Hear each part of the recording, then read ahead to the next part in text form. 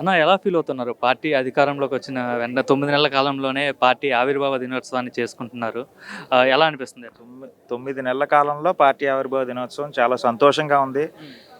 ఎందుకంటే 11 వరకు ఒక ఎత్తైతే 12ది అంతకు మించి అన్నట్టుగా ఈ రోజున మా అధినేత పవన్ కళ్యాణ్ గారు, అలాగే పార్టీలో నంబర్ 2 ఎవరైనటువంటి మా నాదెండ్ల మనోహర్ గారు, అలాగే కందుల దుర్గేష్ గారు వీళ్ళ సహకారంతో మాకు ఒక పండగ వాతావరణంలో ఈ రోజున ఈ సభ అంతా కూడా చాలా ఆనందపడుతున్నాం ప్రతి ఒక్కరం కూడా. అందుకనే వారం రోజుల ముందు నుంచి కూడా ఈ సభ పర్యవేక్షణలో మేమందరం కూడా ఇక్కడ ఉండడం జరిగిందనమాట. అంటే అన్న ఏమీ లేదు. గతంలో పవన్ కళ్యాణ్ పార్టీని నడపలేడు. అంటే పార్టీ పెట్టినప్పుడు కావచ్చు, ఈ దశాబ్ద కాలంగా వచ్చిన మాటలు మనం విన్న మాటలు.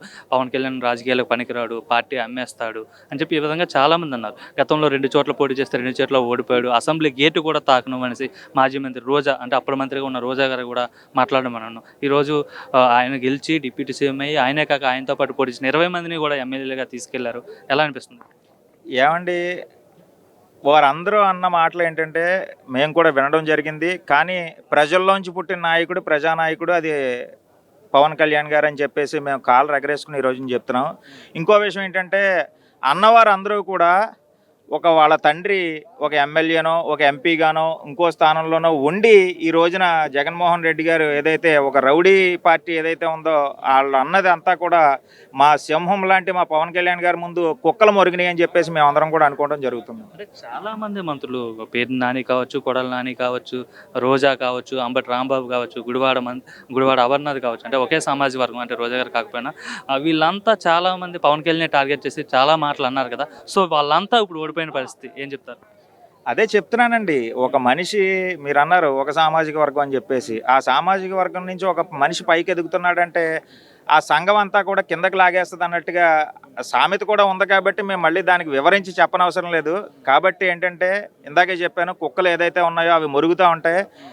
మేము ఈ 11 సభలు 11 ఆవిర్భావ సభలు చూసాము. పవన్ కళ్యాణ్ గారు ఇంకా స్టేజ్ దిగక ముందే వాళ్ళు ప్రెస్ మీట్లు పెట్టి ఆ కుక్కల అరుపులు అనేది మనం ఎవరం కూడా పట్టించుకోకర్లేదు.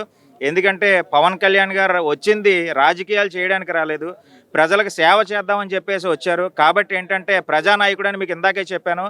ఆ నాయకుడికి ఎప్పుడూ కూడా గెలుపొందినా ఓటముందినా ఆయన స్థాయి శిఖరం ముందు ఎన్నో మేఘాలు వెళ్తూ ఉంటాయి, కింద జంతువులు వెళ్తూ ఉంటాయి, కుక్కలు వెళ్తూ ఉంటాయి. కాబట్టి ఆ శిఖరాన్ని చూసి మేమందరం కూడా ఈరోజు చాలా గర్వంగా ఉన్నాం.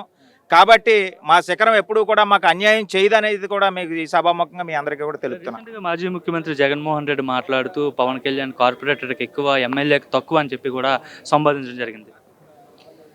ఇందాక మన వాళ్ళకి చెప్పాను, గుళకరాయికి ఎక్కువ, కోడికత్తికి తక్కువ అండి జగన్మోహన్ రెడ్డి.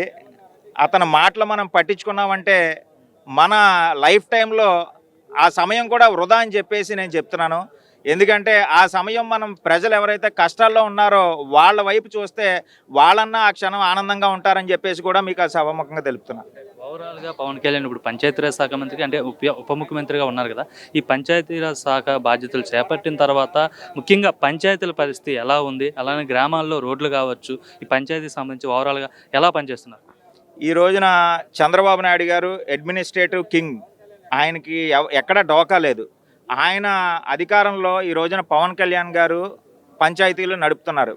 నిజంగా గత ప్రభుత్వంలో తీసుకుంటే కనుక పంచాయతీరాజ్ కానివ్వి, లేకపోతే టూరిజం కానివ్వి, ఏ మంత్రికి కూడా కనీసం గుర్తింపు లేని మంత్రి పదవులు ఉన్నట్టుగా Jaganmohan Reddy one man army కింద వెళ్ళాడు. కానీ ఈ రోజున పవన్ కళ్యాణ్ గారు అధికారంలోకి వచ్చిన తర్వాత చంద్రబాబు నాయుడు గారి ఆధ్వర్యంలో మరి ఈ రోజున చూసుకుంటే కనుక ప్రతి పంచాయతీ కూడా, ప్రతి సామాన్యుడు కూడా ఆనందంగా ఉంటున్నాడు. వీక్లీ వన్స్ ఒకసారి శానిటైజేషన్ జరగడం కానివ్వండి, లేకపోతే పంచాయతీ నిధులు ఎవరికైతే చెందాలనుకుంటున్నారు, ఇవన్నీ కూడా ప్రతి గ్రామం కూడా ఈ రోజున పల్లెల వాతావరణం అంతా కూడా చాలా ఆనందంగా ఉంది.